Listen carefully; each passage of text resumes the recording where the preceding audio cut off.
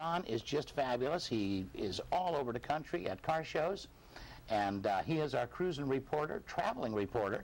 These are cars from the, let's see, the Sports and Exotic Show that Hemmings put on. 79 Ferrari 308 GTS, 3665 says on it, GTB. 3665 built. What year is that? 1979. That's sweet. I'll bet you that rips too.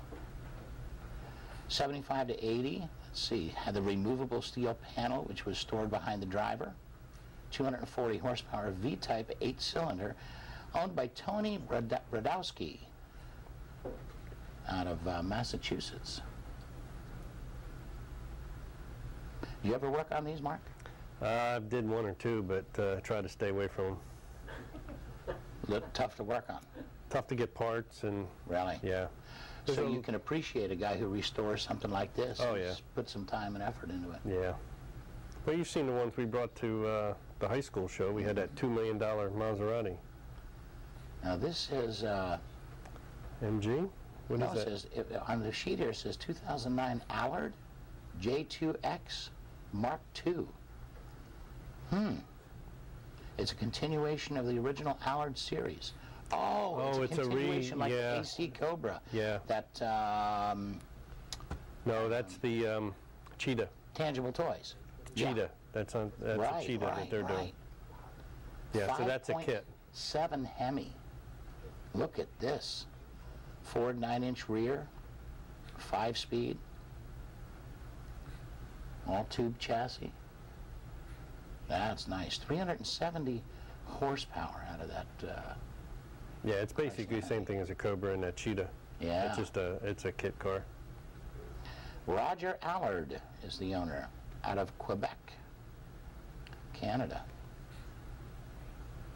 That's got to be fun to drive. Oh, yeah.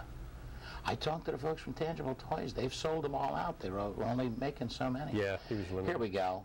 1929 Rover Wyman 6. You ever hear of that? I've never heard of it. Wyman is actually, it's a stretched leather-like synthetic material placed over the wooden frame. No steel or aluminum panels. It's a form of bodybuilding in an effort to lighten the body. Yeah, they just don't rust out that way. This Rover is powered by a 50 horsepower 2.0 liter straight 6. Now that's different. Yep. This was bought in a pair from Canada, Devin and Derek Burrows out of Massachusetts. This had to be quite a show. That's a neat little car. Yes, it is. Looks quite original.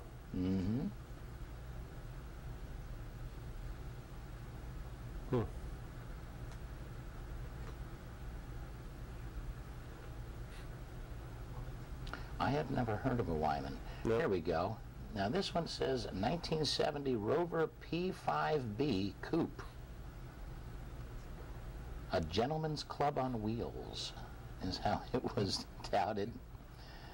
3,500 cc V8, 165 horsepower. And it's built by Rover? Yeah. This was almost hit by a Ford F-150. He was, the driver was telling him. Right-hand drive. Yeah.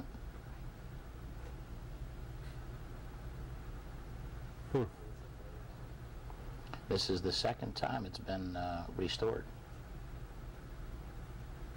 That's nice. Yeah. Curtis Burrows out of Massachusetts. I guess the whole family's got cars. Yeah. Very similar to a large Mercedes, doesn't it? That's what it looked like Yeah. at first. When I first saw it, I thought it was a Bentley. Oh, Yeah. right. I had that squared off. Here we go. 1974 Jensen Healy. These were introduced in 72. And did a little facelift on them for the 74 editions. 4,550 were built. These are low production numbers on these cars. Yeah. There's not a whole lot of these around.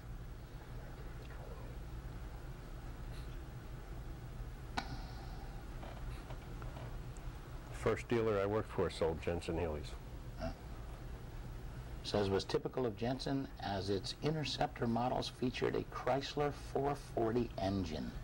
Imagine a Chrysler 440 in a little car like that. Mm-hmm. I'd hurt myself for sure. Jim Ketchum out of Salt Point, New York. The other thing that's neat about shows like this is they get them from all over the country. Oh, yeah. 82 Lancia, and I believe it's Zagato. The only remaining Lancia available in the United States. Available with a fiberglass lift-off roof section. Styling was by Pininfarina. Now, that name sounds familiar. Yeah, they did a lot of body coach work for a few different cars. New this car was $13,852. In what year? Top speed, it's only got an 87 horsepower motor in it. Top speed recorded at 103 miles an hour. 18.7 quarter mile. That's a little bitty engine. Mm-hmm. That's pretty fast for that. Yep. Let's see. Now is this, I'm looking at the notes here, I'm not looking, is this a different car? Yep. It is. Yep. This is the, this is this Toyota. I got Toyota? it. That's Toyota Celica, 77. That's the car I cracked up when I had my bad accident. 84 only, this is unrestored, 8,416 actual miles on it. I'll tell you, that's a solid little car. When I had my accident, I was lucky to survive. 1976 DAF 46L. One of only two known to be in the United States. 40 horsepower, 850 cc, two-cylinder. Good for a top speed of 77 miles an hour. It's the Varimatic belt-driven automatic transmission. We were talking about that one night with Bill Trier on the show. Here, it's Dutch. It was founded by the Dorn brothers right after World War II. Can see why they didn't make too many of them. Well, 74 Ferrari. Who's the guy in Venice that brings out the Ferraris? Didn't you have a guy bringing out a couple of Ferraris? Yeah. Yeah. Yeah. This is the Ferrari 246 GTS.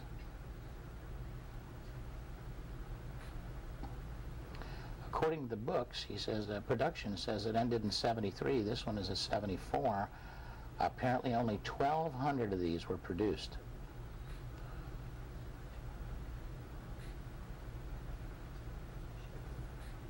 Look at that.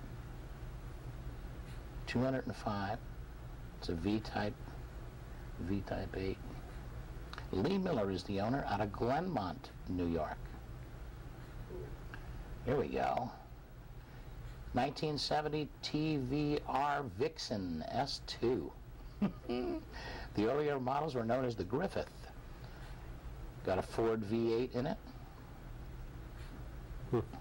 The English Ford Cortina. 86 to 90 horsepower. Look at that big window in the back. That's different now. Yeah. There was 3 different versions, an S1, an S2, and an S3. Owned by Ted Cryer out of New Platts, New York. These are some very different guys. Well, sports car enthusiasts. Yeah, very odd. You know, limited production. Very limited production. Yeah. Here we go. 62 Fiat.